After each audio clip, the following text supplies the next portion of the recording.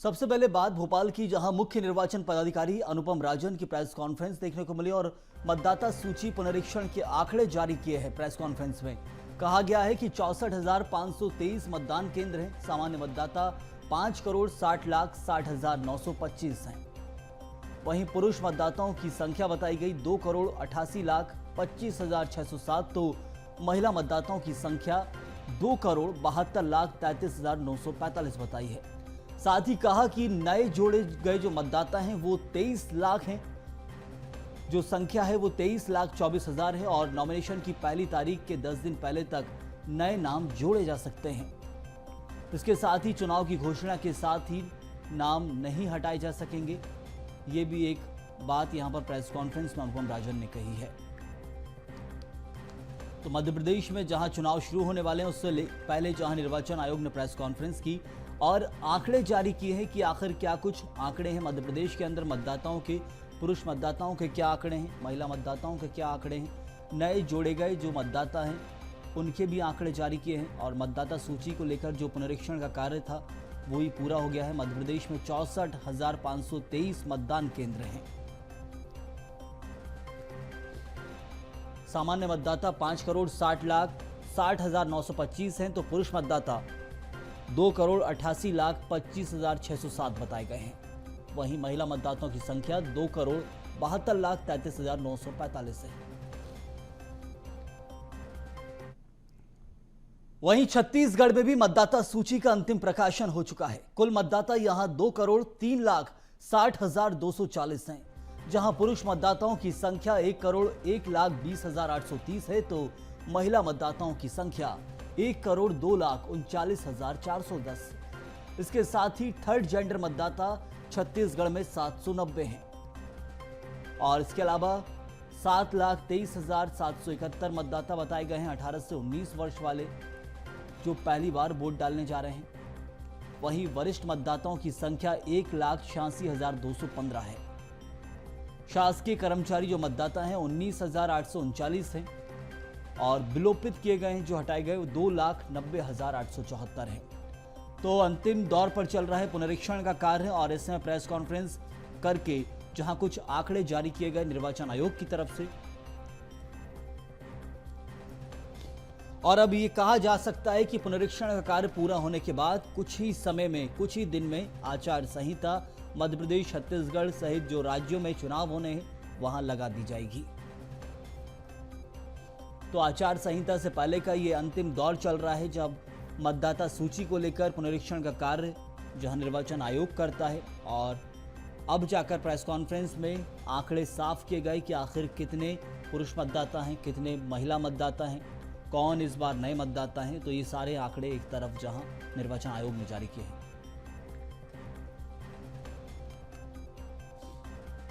तो मतदान को लेकर भी जहां एक तरफ पार्टियां पूरी तैयारी कर रही हैं, दूसरी तरफ मतदान सफलतापूर्वक पूर्ण हो उसको लेकर निर्वाचन आयोग अपनी अलग तैयारी कर रहा है और अब कुछ ही समय में ये कहा जा सकता है कि आचार संहिता प्रदेशों में लगा दी जाएगी, जिसके बाद जहां पार्टियों के लिए भी कुछ कड़े नियम कायदे कानून रहेंगे अपने प्रचार प्रसार करने के लिए। उसके साथ जो कलेक्टर हैं वो जिला निर्वाचन अधिकारी होंगे और इसके अलावा उनके ऊपर पूरा कार्यभार होगा कि कैसे अपने जिले में, कैसे प्रदेश के अंदर मतदान सफलतापूर्वक हो और लोकतंत्र का जो सबसे महापर्व है चुनाव, वो पूर्ण हो और फिर एक नई सरकार का गठन हो प्रदेश के अंदर। तो वो पर्व आ चुका है जिसको लेकर निर्वाचन आयोग ने पूरी तैयारी कर ली है और जल्द ही चुनाव होंगे।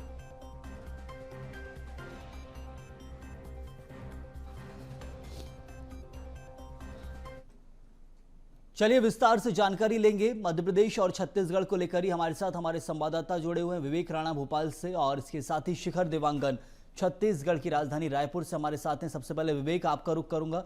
एक तरफ जहां पुनरीक्षण का कार्य पूरा कर लिया और कहा जा रहा है कि जल्द ही आचार संहिता लगा दी जाएगी मध्य प्रदेश और चाहे छत्तीसगढ़, तो ऐसे में अब लग रहा है कि अब पार्टियों के लिए भी कम समय बचा है जो खुलकर प्रचार प्रसार करते हैं, क्योंकि अब बहुत सारी मर्यादाएं बन जाएंगी। लेकिन यहां मतदाता सूची को लेकर जो आंकड़े जारी किए हैं निर्वाचन आयोग ने, वो भी देखने वाले हैं। बिल्कुल संयम, जिस प्रकार से मध्य प्रदेश सहित 5 राज्यों में विधानसभा चुनाव और चुनाव के लिहाज से मध्य प्रदेश निर्वाचन आयोग की जो तैयारी है वो अंतिम रूप पर देखने को मिल रही है, क्योंकि तैयारी की यदि बात की जाए तो तैयारी अधिकतर पूरी हो चुकी है। और मध्य प्रदेश निर्वाचन आयोग द्वारा आज प्रेस कॉन्फ्रेंस की गई थी, जिस पर बताया गया था कि मध्य प्रदेश में 64,523 जो मतदान केंद्र बनाए गए हैं, क्योंकि सबसे ज्यादा मतदान हो जिसके लिए लोगों को जागरूक भी किया जा रहा है। साथ ही मतदान केंद्रों की जो संख्या है संयम, वो इस बार बढ़ाई गई है। मुख्य निर्वाचन आयोग ने साफ तौर पर प्रेस कॉन्फ्रेंस कर बताया कि जो निर्वाचन आयोग द्वारा जो केंद्र बनाए गए हैं, पोलिंग बूथ बनाए गए हैं, वो हर 3 किलोमीटर पर बनाए गए हैं, जिससे किसी प्रकार की जो परेशानी जो आम व्यक्ति को होती है पोलिंग बूथ पर जाने की वो ना हो। साथ ही बात की जाए सुरक्षा की तो जो सुरक्षा व्यवस्था है वो चाक चौबंद रहेंगी। खास तौर पर सीसीटीवी कैमरे की बात की जाए और तमाम व्यवस्थाओं की बात की जाए तो उनको लेकर भी जो अंतिम जो रूप है वो कहीं ना कहीं चुनाव आयोग द्वारा दे दिया गया है। और साफ तौर पे तमाम जिले के जो निर्वाचन जो तमाम पदाधिकारी है उनको भी कहीं ना कहीं अलर्ट मोड पर रख दिया गया है।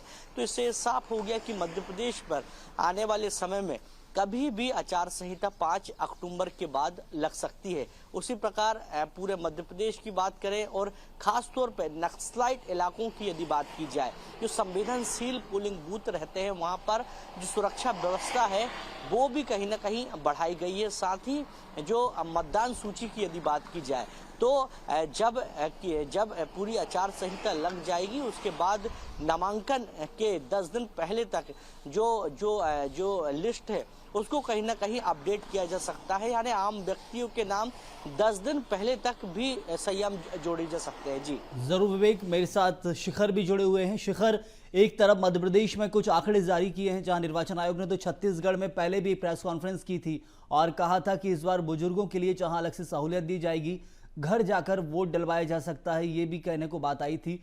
तो इसको लेकर क्या कुछ बात आई है, क्योंकि कुछ ही समय में आचार संहिता लगनी है और सारे नियम जो हैं निर्वाचन आयोग के ही लागू होने वाले हैं। देखिए, जिस तरह से आज निर्वाचन आयोग की प्रेस कॉन्फ्रेंस हुई है, उस प्रेस कॉन्फ्रेंस में जो वोट मतदाताओं की सूची का जो अंतिम प्रकाशन है उसकी जानकारी दी गई है। और जिस तरह से अब तक मतदाता सूची में नाम जोड़ने का काम जो है छत्तीसगढ़ में चल रहा था, उसके अनुसार लगभग 2,03,60,240 नए जो मतदाता हैं, ये कुल मतदाता हैं छत्तीसगढ़ के। और इसके साथ ही अगर बात की जाए तो पुरुष मतदाताओं की संख्या जो है 2018 के हिसाब से बढ़ी है। इसके साथ ही जो महिला मतदाता हैं वो पुरुष मतदाता से इस बार सबसे ज़्यादा देखे जा रहे हैं। जिस तरह से महिला मतदाताओं की जो संख्या है वो 1,02,39,410 बताई जा रही है, जबकि पुरुष मतदाताओं की जो संख्या है वो 1,20,20,830 है। इसके साथ ही तृतीय लिंग समुदाय के जो लोग हैं वो भी 790 ऐसे लोग हैं जो मतदान का प्रयोग करते हुए नजर आएंगे। तो कुल मिलाकर देखा जाए तो 2023 विधानसभा चुनाव को लेकर निर्वाचन आयोग लगातार तैयारियां कर रहा है और ये जो मतदाता सूची है उसका अंतिम प्रकाशन का दौर जो है वो किया जा रहा है। हालांकि जिस तरह से पूरी व्यवस्था की गई है, चुनाव के 10 दिन पहले तक भी लोग मतदाता सूची में अपना नाम जुड़वा सकते हैं। और ये जो आंकड़े फिलहाल निर्वाचन आयोग ने जारी किए हैं वो अंतिम आंकड़े हैं और इसके बाद भी आंकड़े जो हैं वो बढ़ते हुए नजर आएंगे। लेकिन कुल मिलाकर देखा जाए तो जो तमाम 90 विधानसभा क्षेत्रों में जो मतदाता है वो मतदाता बढ़ते हुए छत्तीसगढ़ में नजर आए हैं। और जिस तरह से ये कहा जा रहा था कि इससे पहले 2018 के जब चुनाव हुए थे उस दौरान 1,94,54,009 मतदाता हुआ करते थे, लेकिन 2023 विधानसभा चुनाव को लेकर जिस तरह से निर्वाचन आयोग मतदाता सूची का प्रकाशन जो है कर रहा है उसके अनुसार अगर बात की जाए तो मतदाता सूची में 2018 की हिसाब से जो है मतदाता बढ़े हैं और लगभग 2,03,60,240 नए मतदाता जो कुल मतदाताओं की संख्या जो है वो हो गई है। और इसका अंतिम प्रकाशन जो है वो निर्वाचन आयोग कर रहा है और इसी बात की जानकारी को लेकर निर्वाचन आयोग की ओर से प्रेस कॉन्फ्रेंस का आयोजन किया गया था। जी जरूर शिखर। विवेक, एक सवाल यहाँ ये उठता है कि आपने जो बात की थी नक्सलाइट एरियो में सुरक्षा व्यवस्था की, बूथ कैप्चरिंग को लेकर भी जहां सवाल उठते हैं कि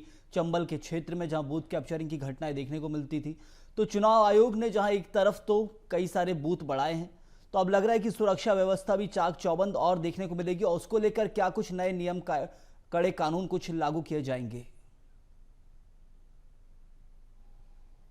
बिल्कुल सही है, क्योंकि नक्सलाइट इलाकों की यदि बात की जाए तो मध्य प्रदेश के कई ऐसे जिले हैं जहां पर नक्सलाइट जो मूवमेंट है वो पहले देखने को मिलता था। क्योंकि 2018 के विधानसभा चुनाव की यदि बात करें तो जिस प्रकार से बालाघाट, लांजी और तमाम मंडला, डिंडोरी, शहडोल तरफ के तमाम ऐसे जिले हैं जहां पर नक्सलाइट प्रभावित इलाके हैं, और इन प्रभावित इलाकों में जो लोग हैं वो पोलिंग बूथ तक समय पे नहीं पहुंच पाते, क्योंकि ग्रामीण इलाके हैं और खासतौर पे जंगल से जुड़े हुए इलाके हैं, जिसके चलते इस बार चुनाव आयोग ने पोलिंग बूथ तो बढ़ाया है, साथ ही पोलिंग बूथ की जो सुरक्षा व्यवस्था है वो भी बढ़ाई गई है। खासतौर पे नक्सलाइट प्रभावित इलाकों की यदि बात करें तो वहां पर पोलिंग बूथ पर 3 लेयर की जो पुलिस व्यवस्था है वो कहीं ना कहीं वहां पर रहेगी, जिससे जो सुरक्षा व्यवस्था वो चाक चौबंद हो सके। साथ ही लोगों को जागरूक करने के लिए लगातार तमाम जो अभियान है संयम वो चलाए जा रहे हैं, और लोगों को पोलिंग बूथ तक आसानी से पहुंचे, जिसके चलते हर 3 किलोमीटर में एक पोलिंग बूथ लगाया गया है और तमाम जो व्यवस्था है वो कहीं ना कहीं रखी गई है। साथ ही इस बार निर्वाचन आयोग द्वारा तमाम जो नए आधुनिक तरीके से जो नए एप्लीकेशन है वो भी लॉन्च किए गए हैं, जिससे किसी व्यक्ति को किसी प्रकार की परेशानी है तो वो ऐप में जाकर सूचित कर सकता है। साथ ही कई टोल फ्री नंबर भी जारी किए गए हैं, जिससे किसी को परेशानी हो तो चुनाव आयोग की टीम मौके पर पहुंचेगी। मगर बात की जाए मतदान की, तो मतदान प्रतिशत किस प्रकार से बढ़े, जिसको लेकर इस बार पूरा फोकस जागरूकता पे था, साथ ही पोलिंग बूथ बढ़ाने को लेकर था। और बात की जाए जो आम जो लोग हैं, खास तौर पे ग्रामीण इलाकों के जंगली सुदूर इलाकों के जो लोग हैं वो किस प्रकार से अपने घर से निकल के पोलिंग बूथ तक पहुंचे, जिसको लेकर तमाम जो प्रयास हैं चुनाव आयोग द्वारा वो किए जा चुके हैं। बस अंतिम जो रूप है वो कहीं ना कहीं दे दिया गया है। बस संभावना ऐसी जताई जा रही कि 5 अक्टूबर के बाद मध्य प्रदेश में कभी भी आचार संहिता लग सकती है, मगर चुनाव आयोग ने भी कह दिया है कि उनकी जो तैयारी है वो पूरी तरह हो चुकी है। मध्य प्रदेश पर जब भी आचार संहिता लगेगी, मध्य प्रदेश निर्वाचन आयोग द्वारा पूरी व्यवस्था चुनाव की 230 विधानसभा क्षेत्र के लिए तैयारी है। जी जरूर विवेक, बहुत शुक्रिया आपका, और शिखर आपका भी बहुत बहुत शुक्रिया। तो इस वक्त जहां एक बड़ी खबर यही है कि प्रेस कॉन्फ्रेंस की है और निर्वाचन आयोग ने मध्य प्रदेश और छत्तीसगढ़ दोनों राज्यों के अंदर आंकड़े जारी किए हैं कि क्या कुछ आंकड़े हैं, क्योंकि पुनरीक्षण का कार्य चल रहा था। मतदाता सूची में नाम विलोपित करने का, नए नाम जोड़ने को लेकर पिछले 6 महीने से लगातार ये काम तेजी से निर्वाचन आयोग कर रहा था, लेकिन अब ये पूर्ण हो गया है और इसके बाद जल्द ही आचार संहिता लगेगी। कहा जा रहा है कि 5 तारीख के बाद कभी भी आचार संहिता का ऐलान हो सकता है।